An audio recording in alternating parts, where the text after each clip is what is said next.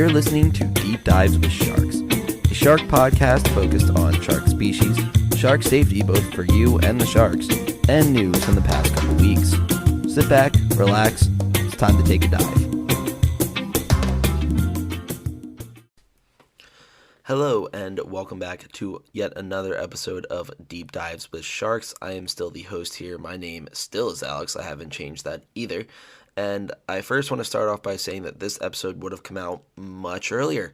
But I, for some reason, always get wrapped up in politics, especially around election time. So episode is taking place on November 9th, which is going to be when the midterm elections were taking place, because your boy cannot stop watching polls after they've closed and the results are coming in. So I would have been done hours ago, but I just kind of kept checking and getting caught up in all that.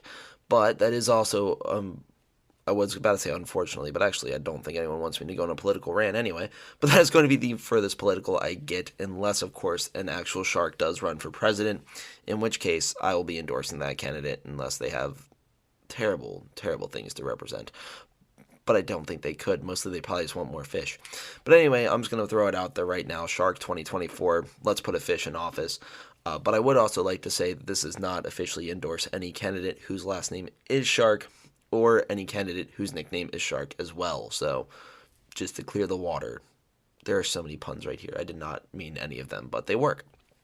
But this week for the shark that we're going to do, I did say in the earlier episode that we're going to revisit the shark at a certain time, and that's because at the time I bit off a lot more than I could chew.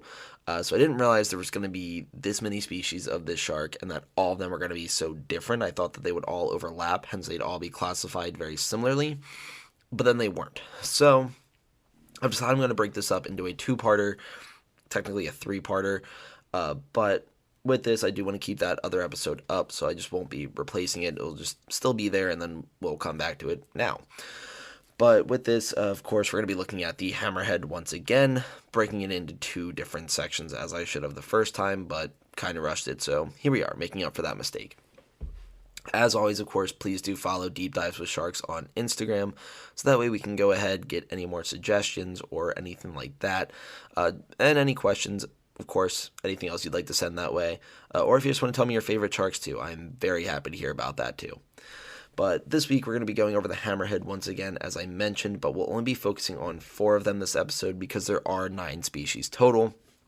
So I've broken it up so that way there are 4 one episode, 4 in the next episode, which that math adds up to 8, but I am going to be excluding 1 simply because there's not a whole lot of information on it. That is going to be the Carolina hammerhead. That's pretty much the only thing I could find, is that they have pupping grounds commonly in Bulls Bay, South Carolina. Now, I looked on multiple sources, and that was pretty much the main thing about them. There wasn't really anything about their description or too much else, so the information I could get on the others was a lot more. Now, of course, I don't think anyone wants me to suddenly just have an episode where the shark portion of it, or at least the species portion of it, is looking at about 1 minute of, yep, they're located here. Thanks for listening. Maybe you do. If you do, we'll start doing episodes like that. It'll work out too. You tell me what you want.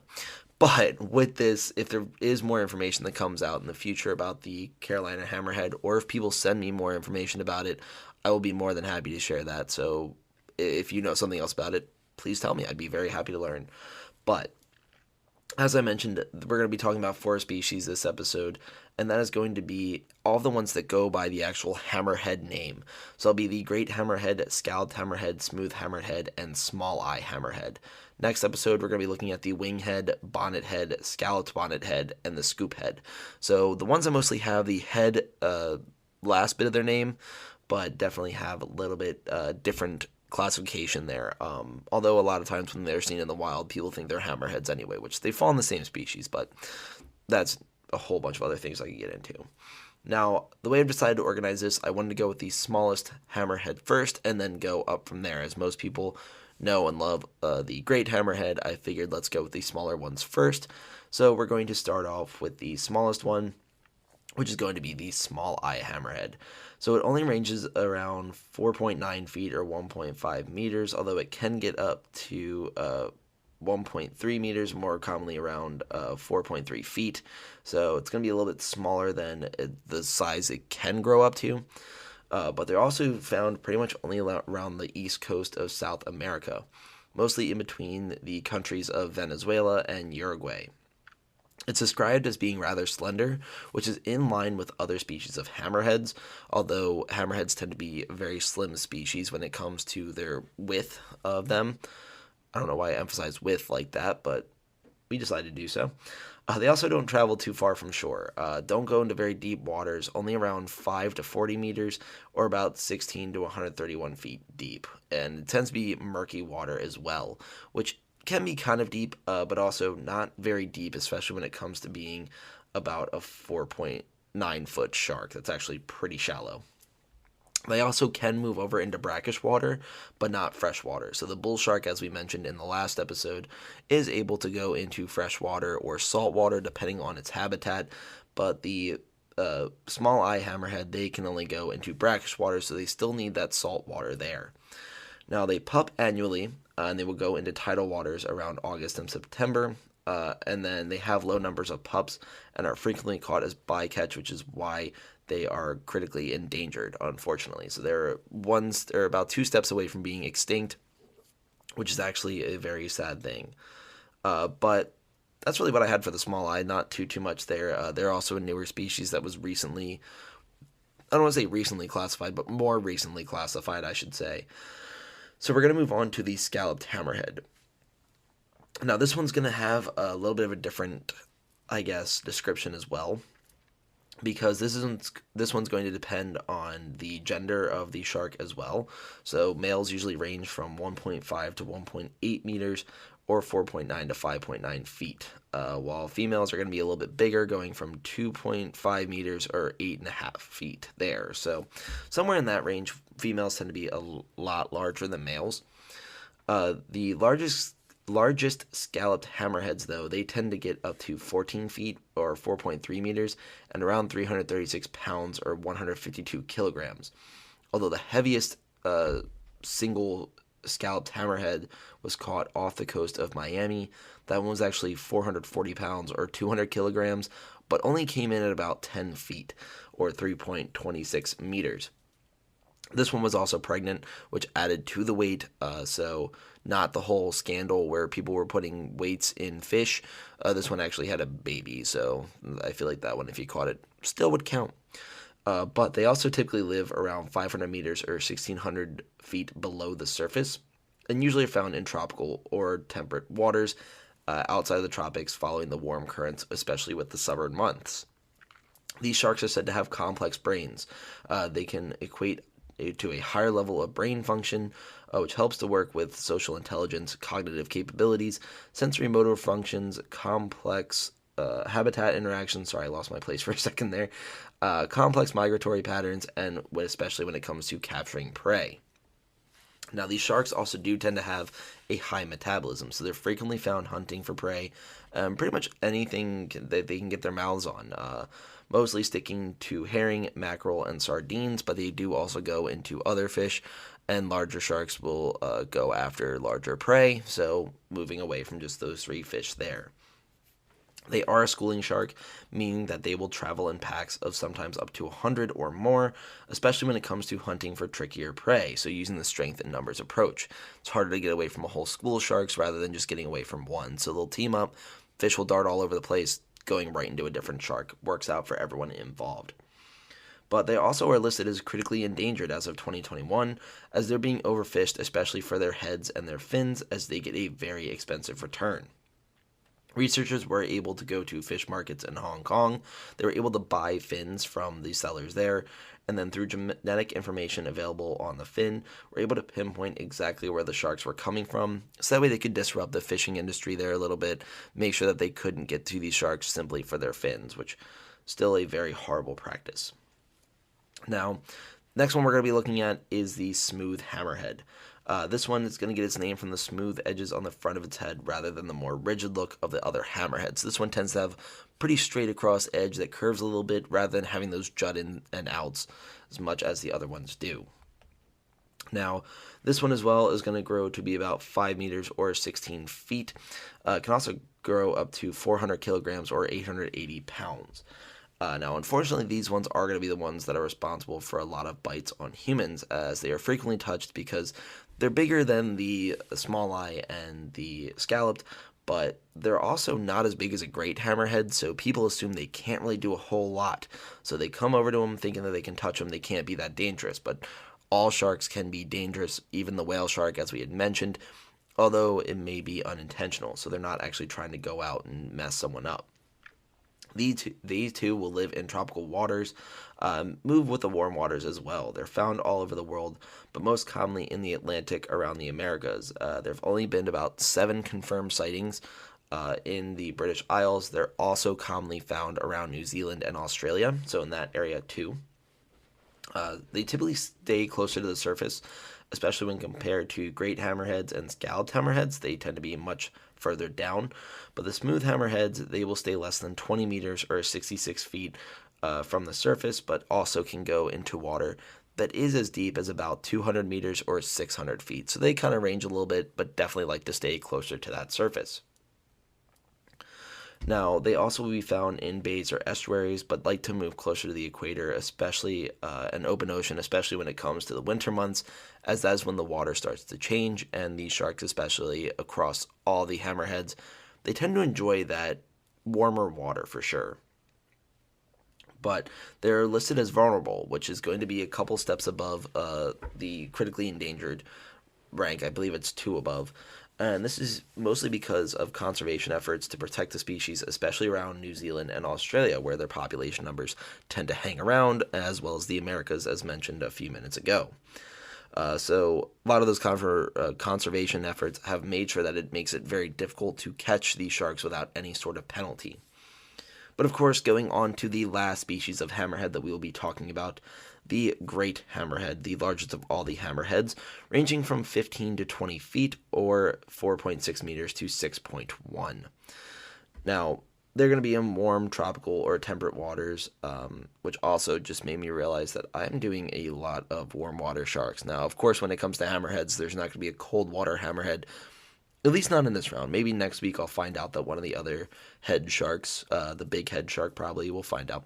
They're going to be the ones that like colder water, but I'm kind of wondering if anyone would like me to do a cold water shark already, because I haven't done one yet, and this is going to be episode 9, so interesting thought here. But yeah, I'll probably put a poll up on Instagram, might set up a Twitter just for polls, so stay tuned. We'll keep track of that.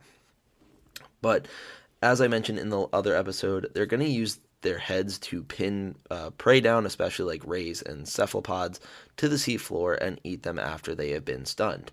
This makes it easier, kind of a little terrifying to think about, but they tend to pin things down that way and also stir up the sand to get their prey moving and then get them that way. Now, they do also conserve their energy by doing what is known as rolled swimming. Now, this is going to be where they lean to their side a little bit, which helps to reduce the drag through the water. So they can glide a little bit easier, but it does make them a little bit less agile, which is why when they are hunting, you'll see them in that upright position. They'll be making fast, deliberate movements, but when they are just kind of swimming, moving from one station to the next, one station is at their place there, but one place to the next, they're going to just be moving towards their side more gracefully, more slowly, be a nice, calm, relaxed type of state they'll be in. Now, unlike some of the other hammerheads, such as I believe it was the small eye hammerhead I just talked about, these guys don't school. They tend to be solitary. They prefer to be alone. And they prefer to hunt alone. Now, it is not impossible to see them in the same area. You sometimes can see a couple together. I know a couple Shark Weeks ago, they were down in Florida, and 2 great hammerheads were near each other.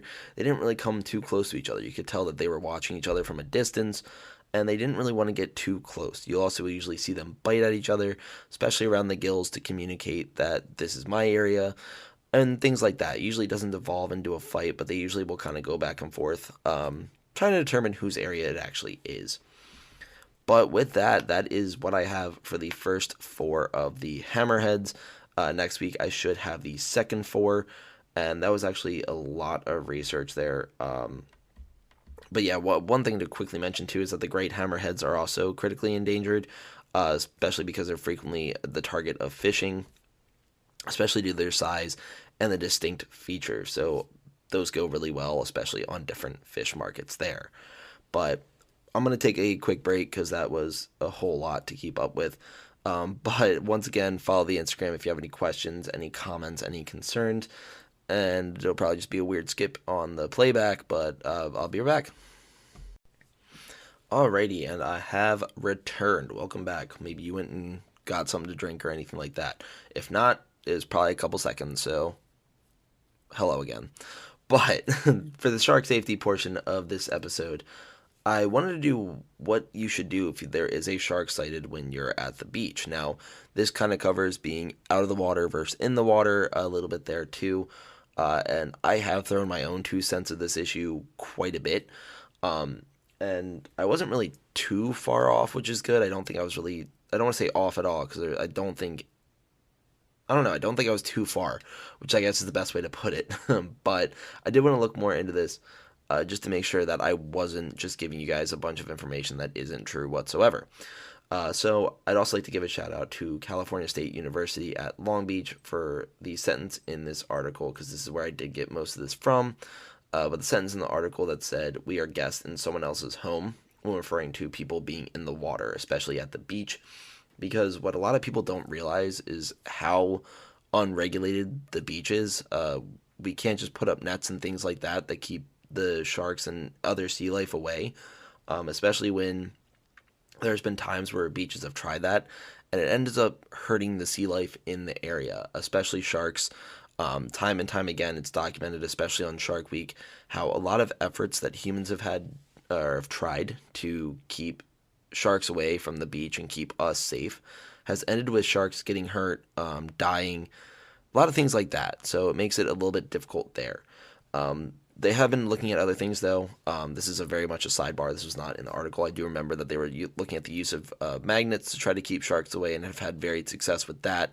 I don't think that's been implemented on a large scale quite yet, but that is something I might want to look at a little bit later. But a lot of this article also talked about what you're more likely to be injured by rather than a shark. Although it's not impossible, once again, to be bit by a shark when at the beach, it is more possible to get stung by a stingray or a sea jelly, which recently, as many of you know, is going to be called a jellyfish, but because it's not really related to fish, they're calling them sea jellies now, so it works out.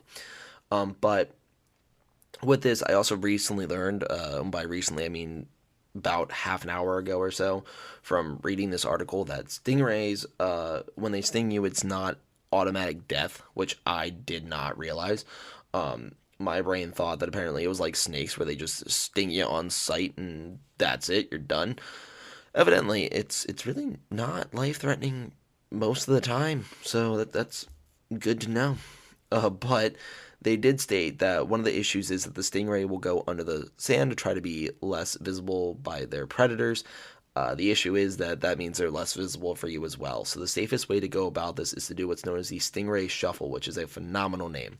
But essentially, you just shuffle your feet while you're walking, kind of move them around, stir up the sand a little bit. It'll get the stingrays out the way. Plus, the smaller sharks that are in the area too, that might be closer to shore like that, they'll tend to move out the way as well because they don't want to get stepped on by you either. So they want to get out the way there. But if stung by a jellyfish or a stingray or a sea jelly, as I just said, make sure you go tell a lifeguard. They handle these situations very frequently. They'll have a procedure to follow and be able to go about that. But on to the real reason why most of us are here, the sharks.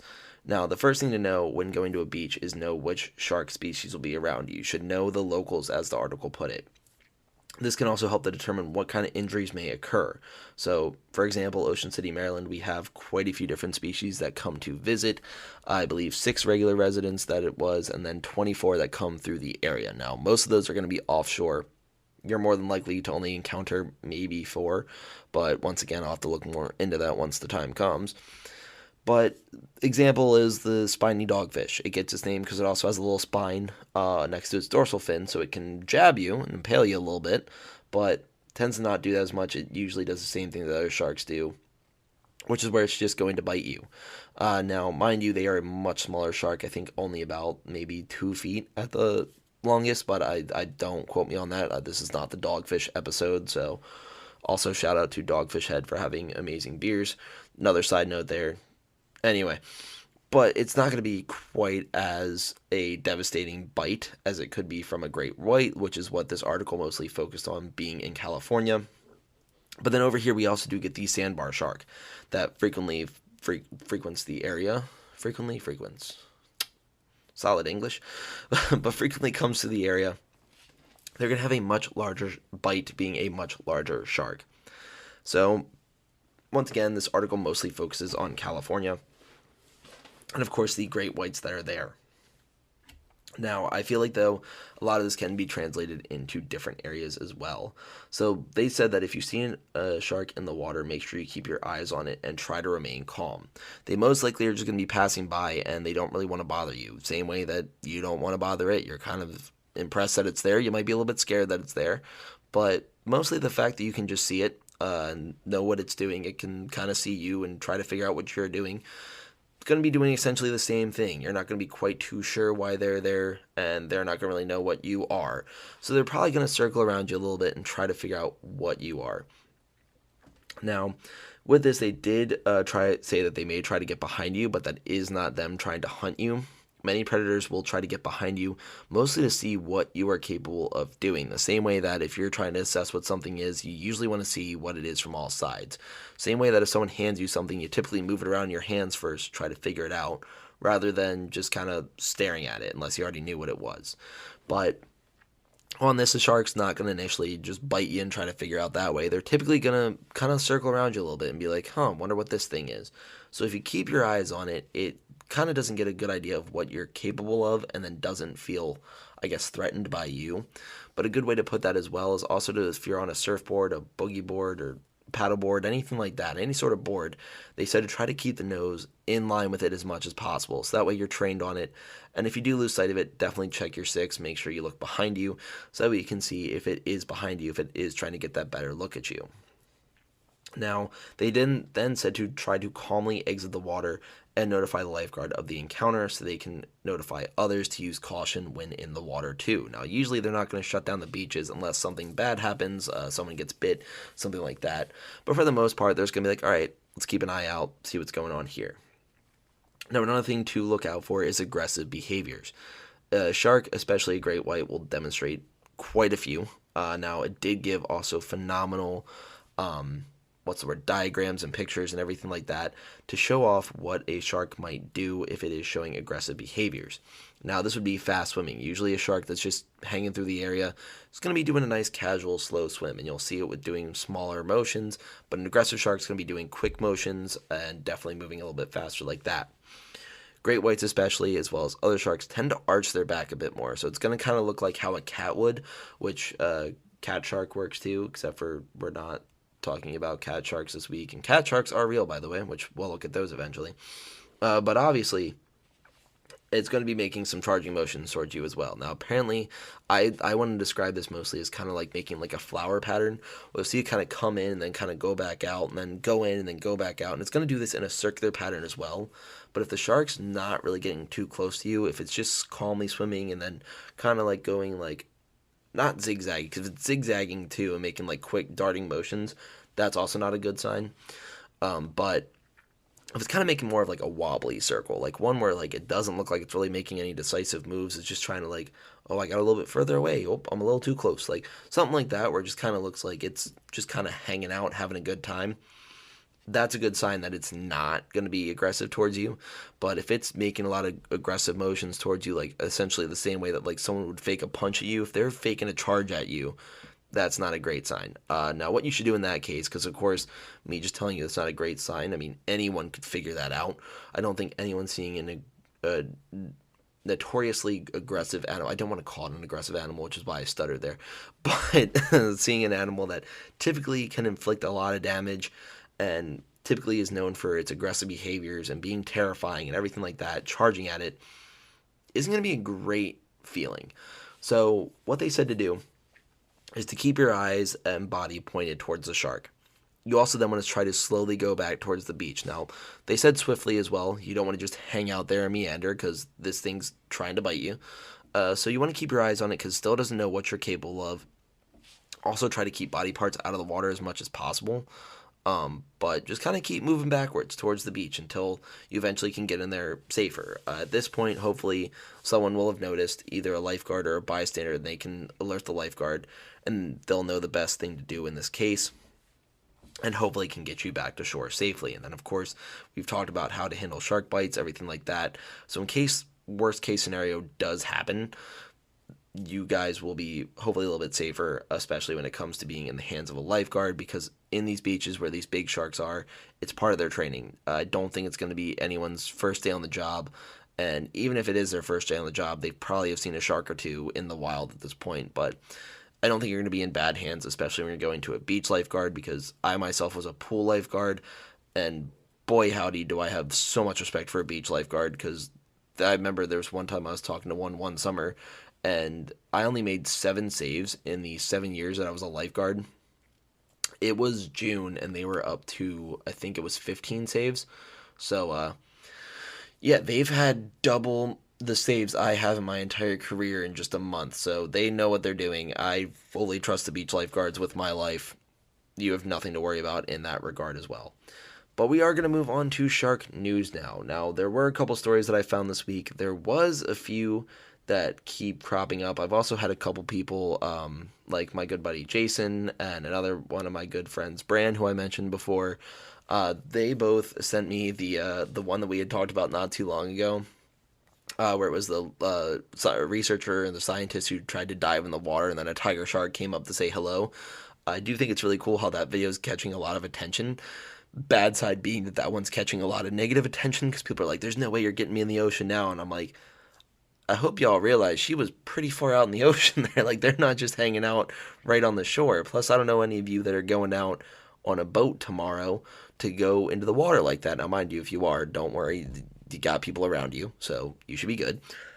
But with this, once again, just to kind of reiterate with that one, is that just have someone to look over your shoulder. Have that extra set of eyes. It definitely cannot hurt, especially when dealing with big, curious sharks, especially like the tiger shark, great white, bull shark as well. They're going to be the ones that are really looking out, trying to figure out what's going on. But the 2 stories that I have for this week. First one starts off with hell of a fright. A shark jumps onto a boat, and this was reported by the Miami Herald. Now, this one takes place in New Zealand, which I don't think I've had a New Zealand story yet. I know I had an Australia story based out of Adelaide, but this one I also apologize to the people of New Zealand. I looked at the name of this town for probably a solid 5 minutes and just could not figure out even the slightest way to pronounce that. And I guarantee if this podcast ever gets to New Zealand, they're going to be like, "You idiot," and then just blurt it out. So feel free to send me the Webster's Dictionary and or any other type of dictionary pronunciation of that town. Thank you. But the Mako took the bait off the line, and then second later jumped onto the front of the boat. Now, thankfully for these fishermen, there was the cabin and a bunch of glass in between them and the shark, so they didn't really have to do anything. But in the video, you just kind of see it thud, and just kind of sit there for a second, kind of confused as to where it is as well. And then kind of start trying to swim away, but not making too much progress. It was a smaller Mako, being only around 8 feet in length and 330 pounds, but that thud, it was pretty hefty. Now, thankfully, they said that after a couple minutes, shark was able to wiggle itself back into the water.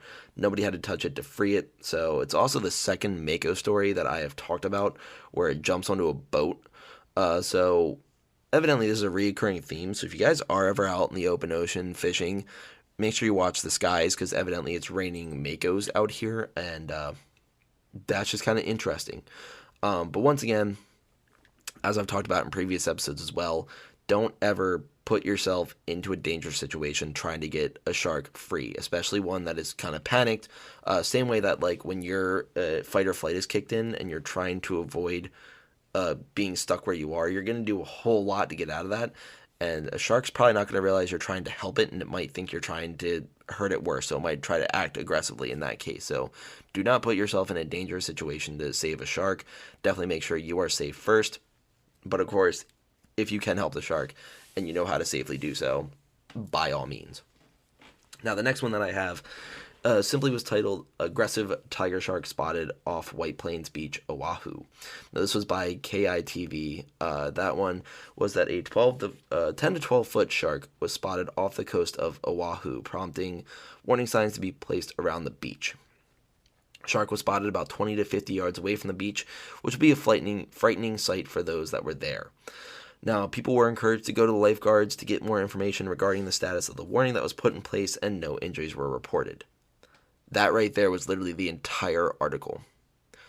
I want to know where in the world that shark demonstrated any aggressive behaviors, or where they debunked that shark was showing aggressive behaviors. Because I'm not saying that a shark cannot show aggressive behaviors. As we literally just talked about in the safety portion, sharks can show aggressive behaviors.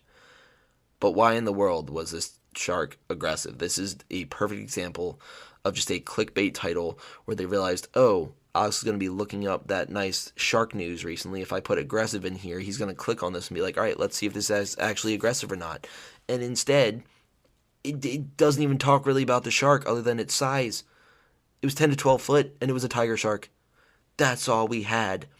In what world is that being aggressive? That is existing.